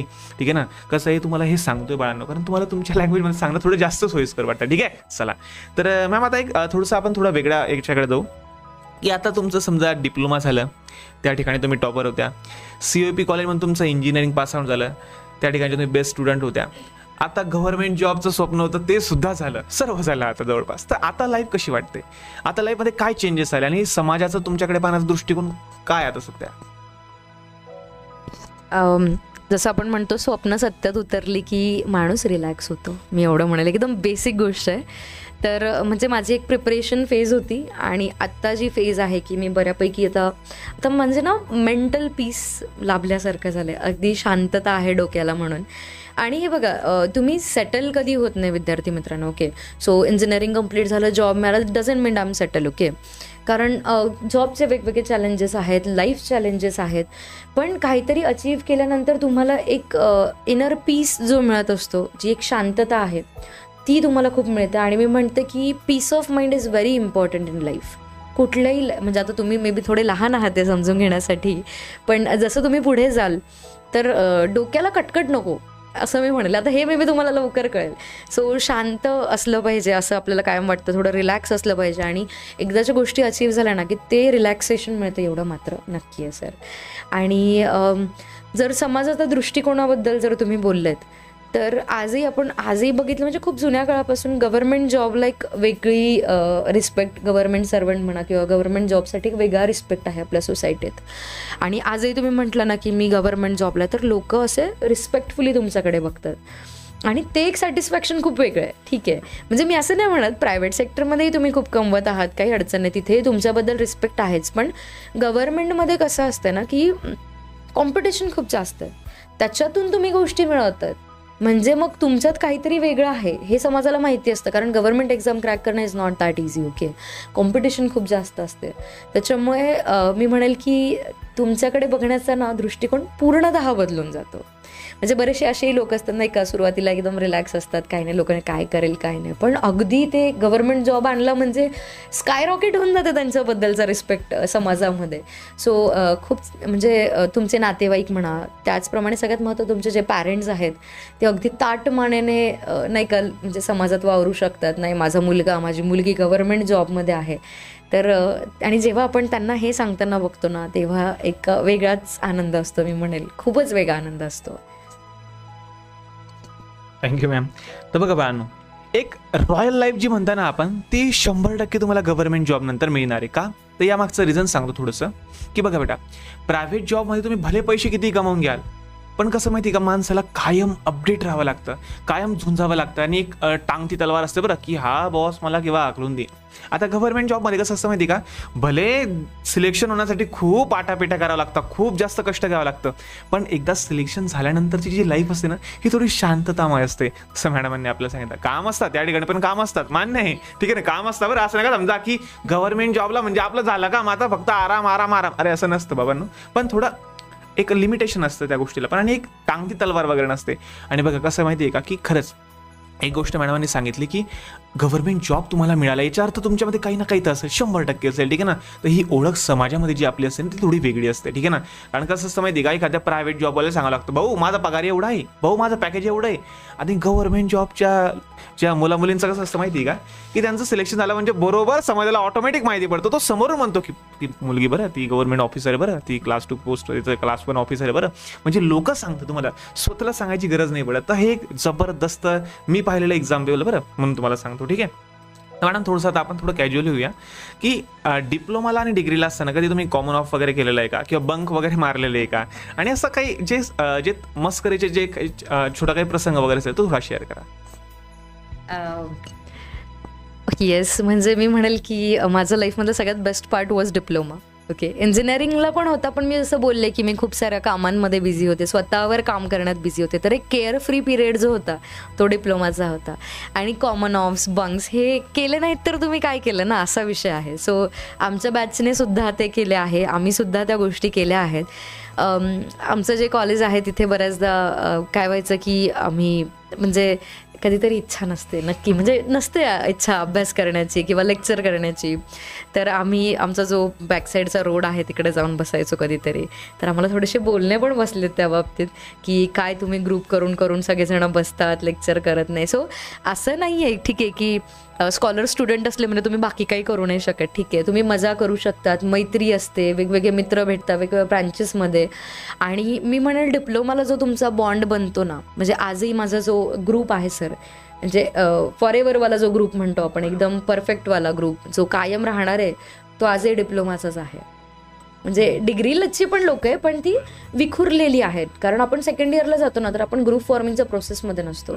फर्स्ट इयरला ऑलरेडी लोकांचे ग्रुप तयार होऊन जातात आणि आपण ते असं आउटसायडरसारखे होऊन जातो. सो त्याच्यामध्ये मला खूप छान छान लोकं भेटलीत COEPला, विदाऊट एनी डाऊट. बट ती वेगवेगळ्या सेक्टर्समध्ये किंवा वेगवेगळ्या फील्ड्समधून, ब्रांचेसमधून आहेत. इथला जो माझा ग्रुप आहे तो आजही इथेच आहे. आणि म्हणून म्हणते की पूर्ण मजा करा, फक्त अभ्यास करा, असं मी कधीच म्हणणार नाही. मी कधीच म्हटलेलं नाही की तुम्ही फक्त अभ्यास करा, बाकी सगळं सोडून द्या. हां, ऑब्व्हियसली थर्ड इयर जेव्हा असेल तेव्हा बाकीच्या गोष्टी थोड्याशा बाजूला ठेवा, जे तुमचं पुढचं सगळं करिअर डिसाईड करणार त्या गोष्टींच्या वेळी थोडं बाजूला ठेवा. पण फर्स्ट इयर सेकंड इयर अभ्यास करा, सोबत मजा देखील करा. आणि टू मच स्ट्रेस घेऊन अभ्यास केला ना किंवा एक्झाम दिली, आता मी कॉम्पिटेटिव्हला पण बघितलं आहे, तुम्हाला डिझायर्ड रिझल्ट्स नाही मिळत. ओके, डोकं शांत ठेवा, अभ्यास करा, रिलॅक्स राहा, पेपर द्या, तुमचे ट्वाईस रिझल्ट येतील जेवढं तुम्ही एक्सपेक्ट केलं आहे. सो रिलॅक्स राहा आणि खूप मजा. असं स्पेसिफिक सांगण्यासारखं तर काही इन्सिडेंट नाही आहे, खूप सारे आहेत. मग मे बी आपलं त्यावरच सेशन होऊन जाईल, मी असं म्हणेल. पण खूप छान एक्सपिरियन्स होता. मी म्हणेल मजा करा आणि सोबत अभ्यासही करा, दोघांना बॅलन्स आउट करायचा प्रयत्न करा. Thank you ma'am. तर बघा बाळांनो, असं नाही की टॉपरचं आयुष्य काहीतरी वेगळं असतं, की तो जगा वेगळा असतो, असं नसतं बेटा. तो ज्याप्रमाणे वागतो, ज्याप्रमाणे आपल्या प्रायोरिटीज सेट करतो, ते खूप महत्त्वाचं आहे. बघा, मजाचा टायमिंग आहे ना, बिनधास्त मजा करा, फुल मजा मारा, डायरेक्टली असा राडा करा की तुमच्यापेक्षा आगाऊ कोणी नको पाहिजे. पण ज्यावेळेस तुम्ही अभ्यासाची वेळ आली बेटा, आणि त्यावेळेस जर तुम्ही अभ्यास इतका खतरनाक करताय की टॉपरसुद्धा तुम्हीच पाहिजे, मग काही प्रॉब्लेम नाही. बघा, प्रायोरिटीज सेट करणं आयुष्यामध्ये खूप महत्त्वाची गोष्ट बेटा, आणि या नक्की सेट करा बेटा तुम्ही, ठीक आहे ना. एन्जॉय करा, बिंदास करा, पण एक्झामच्या टायमाला मात्र अभ्यास नक्की करा, ठीक आहे. चला, तर मॅम आता असा एक प्रश्न आहे की खरंच कॉलेज मॅटर करतं का, की समजा आपण डिग्रीला म्हटलं किंवा समजा डिप्लोमाला म्हटलं तर कॉलेज किती मॅटर करतं. जर समजा आपला स्किल्स, टॅलेंट हा तर एक वेगळा इश्यू आहे, पण खरंच कॉलेजसुद्धा आपल्या करिअरबद्दल किंवा आपल्या भविष्याबद्दल खरंच मॅटर करतं, कारण ते कितपत. सर, ह्या प्रश्नाचं उत्तर देताना मी म्हणेल की as a kind of mixed answer असू शकतं. बट माझं जे मॅक्सिमम कल आहे तो ह्याच गोष्टीकडे की कॉलेज मॅटर करतं. ओके, का मॅटर करतं? जसं मी तुम्हाला आधी सांगितलं की COEPमध्ये आता माझं कॉलेज आहे तर मी मोस्टली त्याबद्दलच बोलेन की COEPमध्ये जसं तुम्हाला वेगवेगळ्या अपॉर्च्युनिटीज मिळतात. ओके, तर कॉलेज ना तुम्हाला घडवण्यात मदत करत असतं. जेव्हा अभ्यासा व्यतिरिक्त तुम्हाला बऱ्याचशा गोष्टींमध्ये तुम्ही पार्ट होतात, त्याचा तुम्ही मॅनेज करतात, गोष्टी ऑर्गनाईज करतात, तर तेव्हा तुमच्यात अभ्यासाव्यतिरिक्तचा व्यक्ती जो आहे, जी पर्सनॅलिटी ती डेव्हलप होत असते आणि ही गोष्ट तुम्हाला पुढे उपयोगात पडते सर. जर तुम्ही गव्हर्नमेंट जॉबला जाणार असाल, तुमचं कम्युनिकेशन स्किल्स सुधारतात, जी की तुम्हाला युजफुल ठरतात. MPSC UPSCच्या इंटरव्ह्यूला नक्कीच ती गोष्ट ठरते उपयोगाची. पण दुसरी एक गोष्ट आहे की हे मिळालं नाही म्हणजे आयुष्य संपलं असंही नाही आहे. Okay, so COEP is not the only option. There are multiple options गव्हर्नमेंटमध्ये. छान छान कॉलेजेस आहे. VJT आहे, SP आहे, वालचंद आहे, नंतर नांदेडचं SGGS म्हणून कॉलेज आहे, नंतर कराड गव्हर्नमेंट आहे, आपलं जळगाव गव्हर्नमेंटही चांगलं कॉलेज आहे सर. तर म्हणजे गव्हर्नमेंटचा एक वेगळा इम्पॅक्ट तर असतो विद्यार्थी मित्रांनो, की तुम्ही गव्हर्नमेंटला केलं आहे, बीट एनी गव्हर्नमेंट. ओके, आणि काही काही प्रायव्हेट कॉलेजेस जे आहेत ते सुद्धा खूप चांगलं करवून घेतात विद्यार्थ्यांकडनं, तोडीस तोड गव्हर्नमेंटच्या. तर प्रयत्न आपले पूर्ण ठेवा. ओके, पण हे टिपिकल हे कॉलेज मिळालं नाही म्हणून काही राहणार नाही आयुष्यात असं नाही आहे. तुम्ही तुमच्यावर म्हणजे तुमच्यावर तुम्ही एफर्ट्स घ्या, कॉलेज जरी घेत नसेल तरी. पण कॉलेज मॅटर करतं मी एवढं म्हणेल. म्हणून मेक शुअर की तुम्ही चांगला अभ्यास करताय आणि at least try to get into government college. फरक पडतो आहे, बऱ्यापैकी फरक पडतो आहे सर. आणि थोडंसं प्लेसमेंट्सचा पण मग फरक पडून जातो ना. जर तुमचं टॉपचं गव्हर्नमेंट असेल तर तुम्हाला प्लेसमेंट्स आहेत. जरा टॉपचं प्रायव्हेट असेल, पण टॉपचं प्रायव्हेट आलं म्हणजे टॉपची फी पण येते ना त्याच्यासोबत, बरोबर आहे ना. सगळ्यांनाच जमेल असं नाही आहे. तर टॉपच्या गव्हर्नमेंटमध्ये मिळते, टॉपच्या प्रायव्हेटमध्येही मिळते, पण मग फी पण येते त्याच्यासोबत. आणि थोडंसं गव्हर्नमेंटमध्ये तुम्हाला हे कन्सेशन्स पण मिळून जातं ना फायनान्शियली. त्याच्यामुळे मी म्हणेन की कॉलेज मॅटर करतं. अभ्यास करा and try to get into best college. That's it. बघा बेटा, तर कॉलेज मॅटर करतं. आता या विचारसरणीचा मी पण आहे. कारण बघा बेटा, कसं आहे माहिती आहे का, भले तुम्हाला एज्युकेशन जे आहे म्हणजे ते पुस्तकी नॉलेज आहे तुमचं म्हणतं, तर हे पुस्तकी नॉलेज भले सर्व कॉलेजला जवळपास 90 to 95% जवळपास सेम असेल, पण त्या ठिकाणचं जे ॲटमॉस्फिअर असतं बेटा, त्या ठिकाणची जे सराउंडिंग असते, हे तुम्हाला परिपक्व बनवत असतं, हे तुम्हाला काही नवीन शिकवत असतं. आता एक छोटंसं एक्झाम्पल देतो, भले तर पार्ट मी व्हिडिओमधून कट करून टाकेल मागे पुढे वाटलं तर. आता मी जस्ट जळगावचा एक व्यक्ती आहे, तर माझी लँग्वेज, माझा टोन एकदम जळगावसारखा, एकदम गावठी भाषेत मी विद्यार्थ्यांना शिकवतो. पण आज तुम्ही जे बोलताय, तर तुमचं बॅकग्राऊंड, तुमची सराउंडिंग, तुमच्या बोलण्यामध्ये असलेली परिपक्वता, त्या गोष्टी काहीतरी एक वेगळं इम्प्रेशन पाडते. बरोबर आहे ना? वाटतं का रे? हो किंवा नाही कमेंट बॉक्समध्ये नक्की सांगा. ठीक आहे, चला असो. तर सिम्पलची गोष्ट, ॲटमॉस्फिअर शिकवतो बेटा माणसाला, ॲटमॉस्फिअर घडवतो बेटा माणसाला. भरपूर काही अशा गोष्टी असतात की जे आपण पुस्तक नाही शिकवू शकत आपल्याला. त्या गोष्टी आपलं वातावरण, आपल्या आसपासचे लोक, तिथले विद्यार्थी, तिथले मित्रमैत्रिणी हे शिकवत असतात बेटा. ठीक आहे ना? तर 100% हा तर फरक तर आहे. कारण या ठिकाणी जळगावमध्ये म्हटलं तर जळगावचे लोक ॲडमिशन घेतील, पण पुणे, मुंबईसारख्या मोठ्या मोठ्या शहरामध्ये जे विद्यार्थी येतात ते वेगवेगळ्या ठिकाणून येतात, वेगवेगळ्या जिल्ह्यातून येतात. तर त्यांच्यासारखं बनणं, त्यांना काय आवडतं, म्हणजे कसं माहिती का, सर्व वेगवेगळे लोक असतात, त्यांच्यामध्ये आपण राहतो, सर्व गोष्टी आपण शिकतो, तर नक्कीच माणूस थोडा पुढे जाऊ शकतो, काही गोष्टी अपस्किल होऊ शकतात. ठीक आहे, चला. तर मॅम, आता एक प्रश्न असा आहे की विद्यार्थ्यांनी डिप्लोमाला असताना किंवा इंजिनिअरिंगला असताना असे कोणते कोर्सेस करायला पाहिजे की जेणेकरून सिव्हिल डिप्लोमा झाल्यानंतर किंवा सिव्हिल इंजिनिअरिंग झाल्यानंतर त्यांना प्रायव्हेट सेक्टरमध्ये स्कोप वगैरे राहील, तसे कोणकोणते कोर्सेस आहेत? सर, सिव्हिलबद्दल झालं तर तुम्हाला प्रायव्हेट सेक्टरमध्ये जर जायचं आहे किंवा गव्हर्नमेंटमध्ये पण जर आपल्याला जायचं आहे तर कोर्सेस झालं तर ऑटोकॅड तर आपल्याला तसंही असते, राईट. पण तुम्हाला कॉलेजला कसं तेवढ्या उत्तमरित्या ते शिकवलं जात नाही, तर एक ऑटोकॅड तुम्हाला जमलं पाहिजे if you want to go into private sector. Okay, कारण आता तर बरेचसे वेगवेगळे सॉफ्टवेअर्स पण आले आहेत, पण तरी ऑटोकॅड आपलं बेसिक आहे ते आलं पाहिजे. आणि खरं बघायला झालं तर सिव्हिलसाठी असे तुम्हाला खूप वेगळे स्किल्स नाही लागत, कारण काही सॉफ्टवेअर पण जर काही वेगळं असेल ना तर ते तुम्हाला आधी नाही शिकताय, तुम्हाला कंपनीवाली लोक शिकवतात. तर तुम्ही जर प्रायव्हेटमध्ये जायचा प्रयत्न करताय तर तुमचं जे ऑफ कॅम्पस जर तुम्ही जात असाल तर त्याच्यामध्ये तुमची ॲप्टिट्यूड, हे ते कम्युनिकेशन स्किल्स या गोष्टी चांगल्या ठेवा, so that you can land on the job. Okay, आणि त्याशिवाय मग तिथे तुम्हाला शिकवू शकता, पण ऑटोकॅड ह्या त्या बेसिक गोष्टी मात्र तुम्हाला जमल्या पाहिजे. आणि मी म्हणेल की जर प्रायव्हेटमध्ये गव्हर्नमेंटमध्ये जर तुम्हाला जायचं असेल आफ्टर डिप्लोमा किंवा डिग्री नंतर, तर तसंही फ्री कंटेंट तर खूप अवेलेबल आहे, to be very honest, on YouTube. किंवा इफ नॉट, जर तुम्हाला म्हणजे MPSC सारख्या परीक्षेसाठी तयारी करायची आहे जी थोडीशी टफर लेवलला असते, पूर्ण स्टेटमधून लोक असतात, कॉम्पिटिशन जास्त आहे, कारण ते क्लास 1 क्लास 2च्या पोस्ट, तुम्हाला गॅझेटेड पोस्ट, राजपत्रित अधिकारी म्हटले जातात तुम्ही त्या केसमध्ये. सो तिकडे कॉम्पिटिशन विदाऊट एनी डाऊट जास्त असते. तर त्या ठिकाणी तुम्ही काही क्लासेस असतात, म्हणजे आफ्टर इंजिनिअरिंग किंवा इंजिनिअरिंगला असतानाच ते तुम्ही करू शकता. कारण दुसऱ्या अपॉर्च्युनिटीजबद्दल आपण जर बोललो सर, तर त्याच्यामध्ये तुम्हाला गेट थ्रू तुम्ही PSUजमध्ये जाऊ शकतात. तुम्हाला जर PG करायचं आहे तर तुम्ही गेटच्या स्कोअर तुम्ही MTechला IITsमध्ये किंवा NITsमध्ये ॲडमिशन घेऊ शकतात. तर त्याच्यामुळे कसं आहे ना की जे काही क्लासेस अवेलेबल आहेत, तर मला कुठले क्लासेस सांगता येणार नाही, पण जे काही क्लासेस आहेत तुम्हाला, जसं तुम्ही पुढे जाल तुम्हाला कळेलच, किंवा काही डाऊट असलं तर मी नक्की सांगेन तुम्हाला, पण क्लासेस तुम्ही करू शकतात. तसं कॉलेजमध्ये पण होतं, पण थोडंसं कॉलेजमध्ये कसं की लेक्चर्स लिमिटेड, टाईम लिमिटेड, तेवढं डिलिव्हर नाही करतात, इच्छा असेल म्हणजे प्रोफेसरची तरीसुद्धा. सो त्याच्यामुळे क्लासेस करून तुम्हाला अजून एक क्लॅरिटी येऊ शकते. तर सिव्हिलला तरी तेच महत्त्वाचं आहे सर. कुठले कोर्सेस असं मला तर स्पेसिफिक नाही वाटत, पण तुम्ही क्लासेस करून गेट थ्रू PSUs जे असतात त्याच्यात तुम्ही जाऊ शकतात. छान लाईफ आहे, पगार चांगला आहे. नंतर MTech करून तुम्ही पुढे जाऊ शकतात प्रायव्हेट सेक्टरमध्ये, आणि गव्हर्नमेंट मात्र आहेच आपलं. तर हे ऑप्शन्स आहेत सर. Thank you ma'am. तर बघा बेटा, तुम्हाला डिप्लोमा नंतर किंवा इंजिनिअरिंग नंतर जर समजा प्रायव्हेटला जायचं असेल किंवा गव्हर्नमेंटला जरी जायचं असेल, तर काही कोर्स असे असतात की ते तुम्हाला करावेच लागतील, जे म्हणजे तुमचं कम्युनिकेशन चांगलं पाहिजे. दुसरी गोष्ट, तुमचं ॲप्टिट्यूड आणि रिझनिंग हे प्रायव्हेटला पण लागतं आणि गव्हर्नमेंटला पण लागतं, तर ते तुम्ही करू शकता. आणि मॅमने जसं सांगितलं की ऑटोकॅड तुम्ही करून ठेवा, कारण कसं आहे की सिव्हिल म्हटलं तर मॅक्सिमम तर तुमचं डिझाईन वगैरे त्याला आलं पाहिजे, ॲटलीस्ट बेसिक तरी डिझाईन आलं पाहिजे. नंतर तो ॲडव्हान्स होतो ती वेगळी गोष्ट. आणि जे अशी काही कंपनी रिलेटेड सॉफ्टवेअर असतात की जे शिकावे लागतात, ते तर कंपनी प्लेसमेंट झाल्यानंतर शिकवण्यात येते, ठीक आहे ना. पण सध्या बेसिक ऑटोकॅड करून ठेवा, ॲप्टिट्यूड रिझनिंग चांगलं ठेवा, कम्युनिकेशन चांगलं ठेवा, आणि आपलं टेक्निकल नॉलेज चांगलं ठेवा. बस, बाकी काही एवढा इश्यू नाही आहे, ठीक आहे.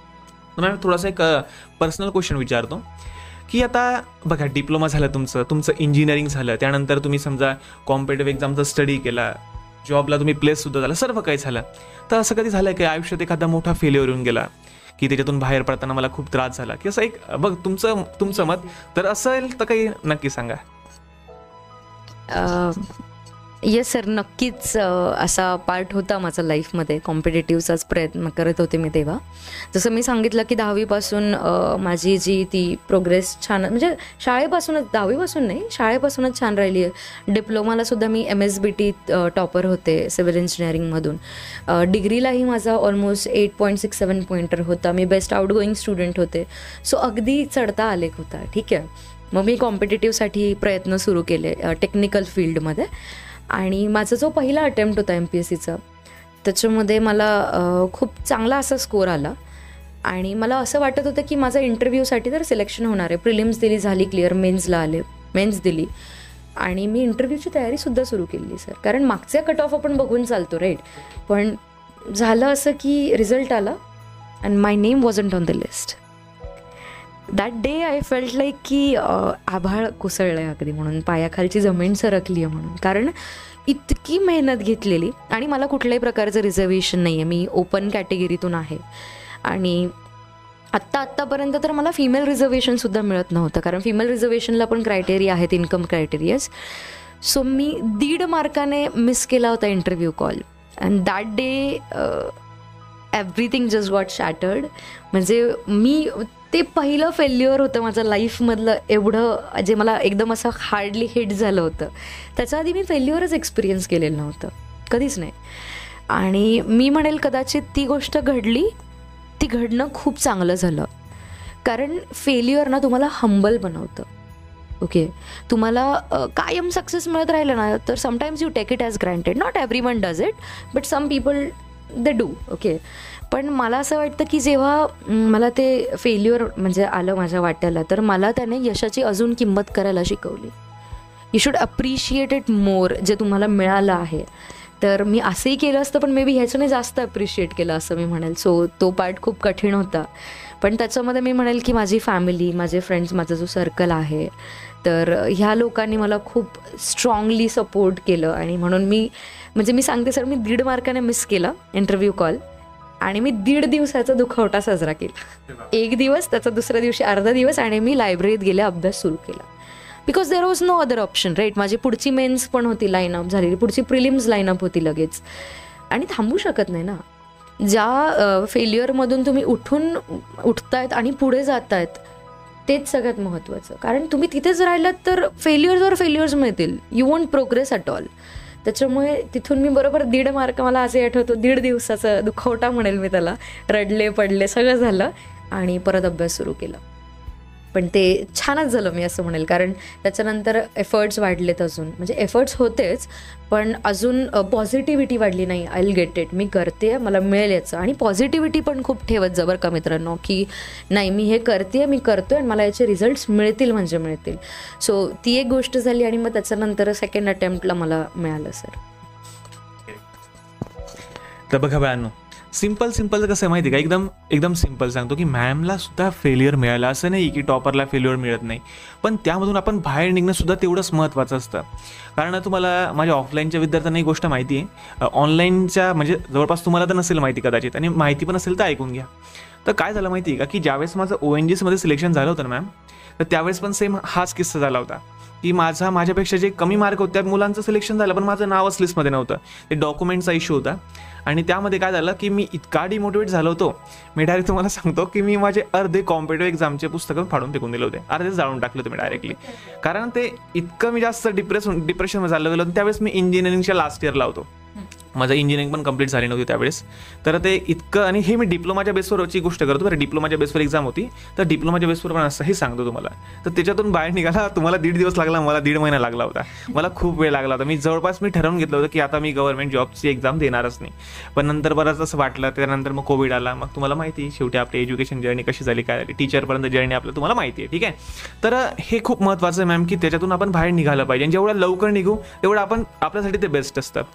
आणि बघा बेटा, लक्ष ठेवा, यश जे असतं ना ते एका दिवसात नाहीच मिळत बेटा, पण हां जर तुम्ही मेहनत चांगली ठेवली, परिश्रम करत राहिले, तर एक दिवस नक्की मिळतं बाळांनो, ठीक आहे. चला, तर मग आता शेवटचा प्रश्न, की एक विद्यार्थ्यांना तुम्ही काय गायडन्स द्याल, काय तुम्ही मोलाचा संदेश द्याल, की ज्यावरून विद्यार्थ्यांना खरंच वाटेल की नाही यार आपण सुद्धा काही करू शकतो. तर तुमचं विद्यार्थ्यांना काय ॲडवाईस असेल? मी हे म्हणेल ॲडवाईसच्या बाबतीत, आता बऱ्यापैकी तर एवढे आपलं जे छान कॉन्व्हर्सेशन, छान गप्पा झाल्या, त्याच्यामधून तर बरेच पीस ऑफ ॲडवाईस तुम्हाला मिळाले आहेत. मी फार काही वेगळं सांगणार नाही, पण मी म्हणेल की कॉम्पिटेटिव्ह एक्झाम्स म्हणा, किंवा डिप्लोमानंतरची किंवा डिप्लोमा लास्ट इयरची जर्नी, डिग्रीची जर्नी, ह्या सगळ्यामध्ये ना एक गोष्ट जी आहे ती कॉन्स्टंट आहे, ती म्हणजे कन्सिस्टन्सी. ओके, सो तुमचा अभ्यास असो किंवा प्रयत्न असो कॉम्पिटेटिव्ह एक्झामसाठीचे, यू शुड बी कन्सिस्टंट. म्हणजे फेल्युअर्स येतील, पण त्यातून उठून उभं राहायचं आणि परत प्रयत्न सुरू करायचे. सो कन्सिस्टंट राहा. कन्सिस्टंटली जर तुम्ही करत गेलात ना गोष्टी, तर मिळतात गोष्टी. ओके, बट थांबायचं नाही. ओके, एखाद वेळी काय होतं, आपण जसं सर म्हणलेत, सर खूप डिमोटिवेट झाले आणि थांबलेत काही वेळासाठी, तर बऱ्याचदा आपल्याला कळत नाही, पण तो आपल्यासाठी खूप महत्त्वाचा पिरियड असतो. कारण मी जर त्यावेळी थांबले असते, म्हणजे बराच वेळ जर माझा एखाद महिना गेला असता किंवा काही, तर लगेच 1 महिना तर माझी प्रिलिम्स होती.